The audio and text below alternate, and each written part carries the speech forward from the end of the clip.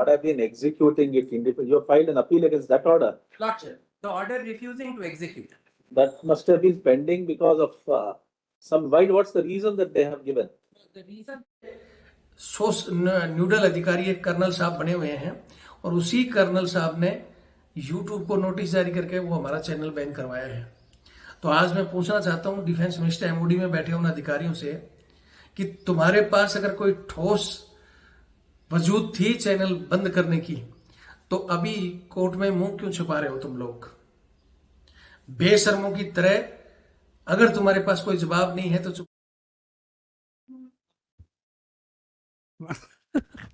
But it's a covered matter totally.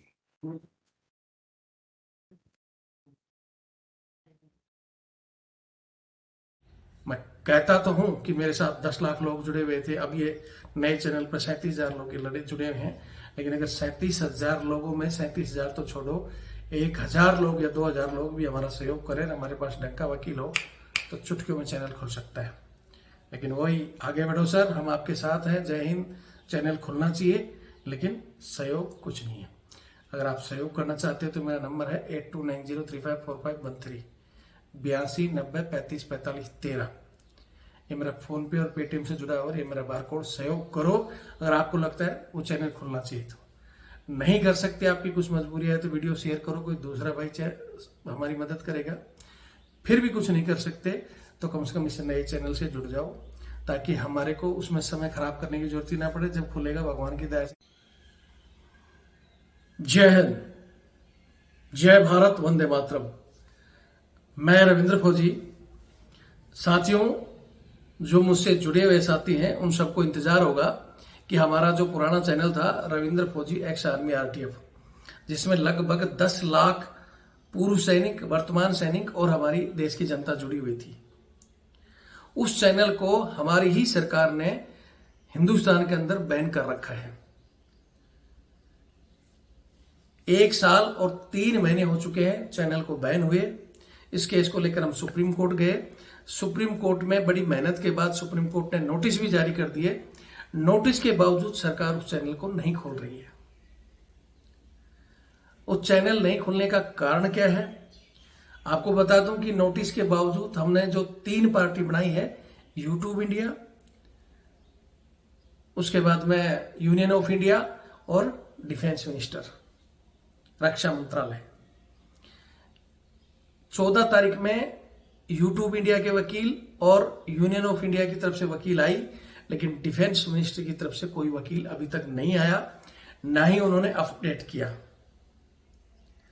सबसे पहले मैं पूछना चाहता हूं उस कर्नल से, क्योंकि डिफेंस मिनिस्ट्री के सोर्स न्यूडल अधिकारी एक कर्नल साहब बने हुए हैं और उसी कर्नल साहब ने यूट्यूब को नोटिस जारी करके वो हमारा चैनल बैन करवाया है।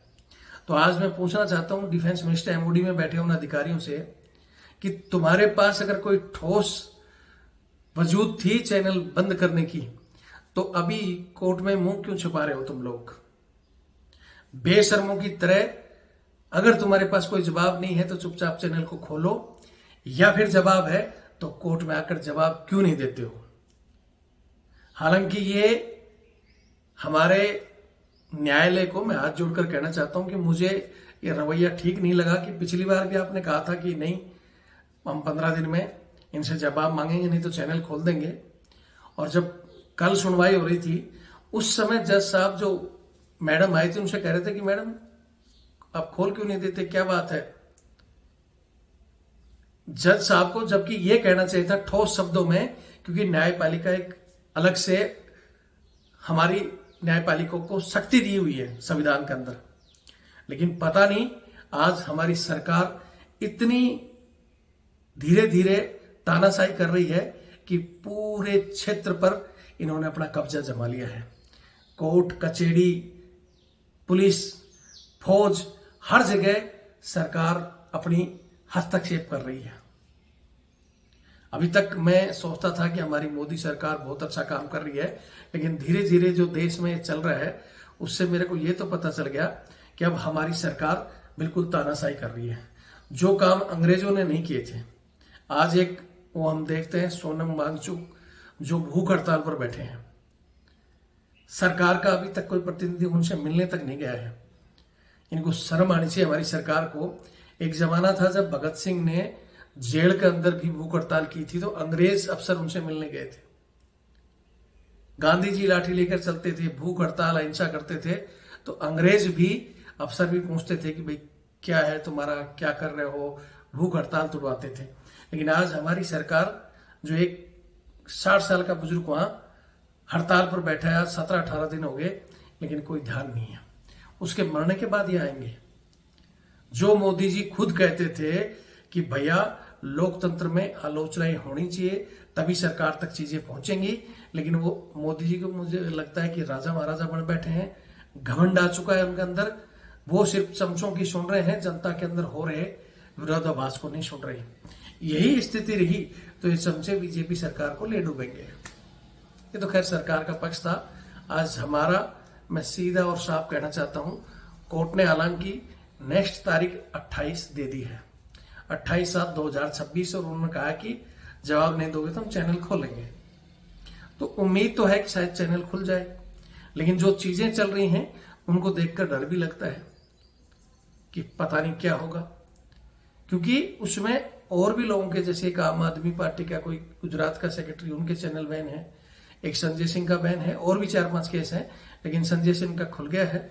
आम आदमी पार्टी के उसने बहुत जोर लगाया वकील ने कि हमारे इलेक्शन आने वाले हैं और हमारा चैनल इंस्टाग्राम, यूट्यूब, फेसबुक सब बंद कर दिया गया। लेकिन जज साहब ने उनकी भी नहीं सुनी। उन्होंने कहा था कि ठीक है, केस चलता रहे, चैनल तो खुले। और ये बिल्कुल फिक्स है, संजय शर्मा का भी जब चैनल बैन हुआ था उनको भी तुरंत राहत देते हुए चैनल खोल दिया और उनका केस भी चल रहा है, हमारे ही उसमें टैग है। लेकिन संजय शर्मा का खोलने के बाद हमारा नहीं खोला, क्योंकि जज साहब कह रहे हैं वो उनको आने दो, उनका जवाब सुनेंगे। जज साहब, हम आपसे निवेदन करते हैं, सही तरीका तो वो था जब संजय सन का खुल गया और केस चल रहा है, तो उसी तरह हमारा भी चैनल खोलना चाहिए और फिर केस चलना चाहिए। उसी तरह वो आम आदमी पार्टी का जब उनके इलेक्शन में, आप इलेक्शन निकल जाएंगे और वो हार जाएंगे, फिर चैनल खोलोगे। ये धीरे धीरे बीजेपी सरकार की एक रणनीति बन चुकी है लोगों की आवाज दबाने की। लोकतंत्र में जो फ्रीडम स्पीच दिया है धीरे धीरे खत्म हो जाएगा। ये जितनी भी भांड मीडिया है जो बीजेपी की चमचागिरी कर रही है, करते रहो। अगर चमचागिरी करके ही तुम्हें पैसे कमाने हैं, लोकतंत्र में नाम कमाना है, तो कमाते रहो। अगर सरकार की बुराइयों को आप नहीं दिखाओगे, जगह जगह पुल गिर रहे हैं, जगह जगह भ्रष्टाचार हो रहा है, पता नहीं कितनी ही लूट चल रही है, लेकिन कोई मीडिया खुलकर नहीं दिखाती है, उसका चैनल बैन हो जाता है। कोर्ट में जाते हैं तो तारीख पे तारीख पड़ती रहती है। कोर्ट कहता है कि सरकार उसको आने दो, लेकिन जो कोर्ट के नोटिस के बावजूद भी नहीं आए तो फिर क्या करें, फिर हम कहां जाएं।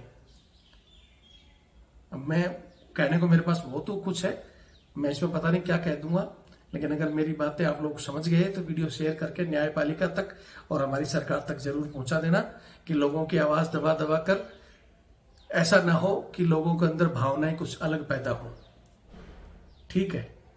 और बाकी अपने साथियों से भी कहना चाहता हूं कि हमारा जो वकील है, मैं उन पर भी कहा कि जितना आम आदमी के पार्टी ने जोर लगाया, आम आदमी पार्टी ने कहा कि हमारा चैनल खोलो, तो जज साहब ने कह दिया। उनसे पूछा तो कह रही है कि अभी इनका 2 दिन हुआ है, हम देख रहे हैं। उस समय मैंने मेरे वकील को कहा कि आप क्यों नहीं कहते कि हमारे तो नोटिस हुए भी 3 महीने हो गए, हमारा देखते हुए भी इनको 1 साल 1.5 साल हो गया, अब हमारे लिए तो कुछ बोले। लेकिन हमारे वकील भी, मैंने कहा भी कि साहब ऐसा काम चलेगा नहीं, आप बहुत अच्छा काम नहीं कर रहे हो। लेकिन वही बात है, सबसे बड़ी बोलते ना ईसा पीर ना पूसा पीर, सबसे बड़ा है पैसा पीर। पैसा है तो पैसा बोलता है। हमारे पास अगर अच्छे वकील और पैसा होता तब तक हमारा चैनल खुल गया होता। मैं कहता तो हूं कि मेरे साथ 10 लाख लोग जुड़े हुए थे, अब ये नए चैनल पर 37,000 लोग जुड़े हुए हैं। लेकिन अगर 37,000 लोगों में 37,000 तो छोड़ो, 1,000 लोग या 2,000 लोग भी हमारा सहयोग करें, हमारे पास डंका वकील हो, तो चुटकियों में चैनल खुल सकता है। लेकिन वही, आगे बढ़ो सर, हम आपके साथ हैं। जय हिंद। चैनल खुलना चाहिए, लेकिन सहयोग कुछ नहीं है। अगर आप सहयोग करना चाहते हो तो मेरा नंबर है 8290354513 8290354513। ये मेरा फोन पे और पेटीएम से जुड़ा हुआ, ये मेरा बारकोड। सहयोग करो अगर आपको लगता है वो चैनल खुलना चाहिए तो। नहीं कर सकते, आपकी कुछ मजबूरी है, तो वीडियो शेयर करो, कोई दूसरा भाई चाहे हमारी मदद करेगा। फिर भी कुछ नहीं कर सकते तो कम से कम इस नए चैनल से जुड़ जाओ, ताकि हमारे को उसमें समय खराब करने की जरूरत ही ना पड़े। जब खुलेगा भगवान की दया से खुल जाएगा, हम अपनी बात इस पर भी रख सकते हैं। लेकिन उन लोगों का जो मकसद था कि आम आदमी को तोड़ने के लिए, या तो इनका संपर्क तोड़ दो, कोर्ट के कचहरी के चक्कर काटेंगे, पैसे है नहीं, हार कर थक जाएंगे, उनका ये प्लान है। एक को डराओ, बोलते हैं एक को तोड़ो हजारों पीछे हट जाएंगे, वो करना चाहते हैं कि रविंदर फौजी को पीछे हटा दिया तो कोई मुंह नहीं खोलेगा। तो अब आप क्या चाहते हो? हालांकि रविंदर फौजी ने तो पहले दिन ही कह दिया था कि हमारी आवाज तभी दब सकती है जब उसका बुलावा आ जाएगा, उससे पहले किसी के अंदर दम नहीं कि इस आवाज को रोक दे। जो अपने आप को सोच रहे हैं कि मैं दबा दूंगा, ये कर दूंगा, जितना भी चाहे जोर लगा लेना, ये आवाज यूं ही बुलंद है। शेर ऐसे ही दाड़ेगा, चाहे खुला रहो चाहे पिंजरे में। शेर की आवाज जब ही बंद होगी जब ऊपर से बुलावा आ जाएगा, ठीक है। और शेर सही रास्ते से चल रहा है, अपनी आवाज उठा रहा है, मजबूर ना करें कि हम और रास्ते अख्तियार करें।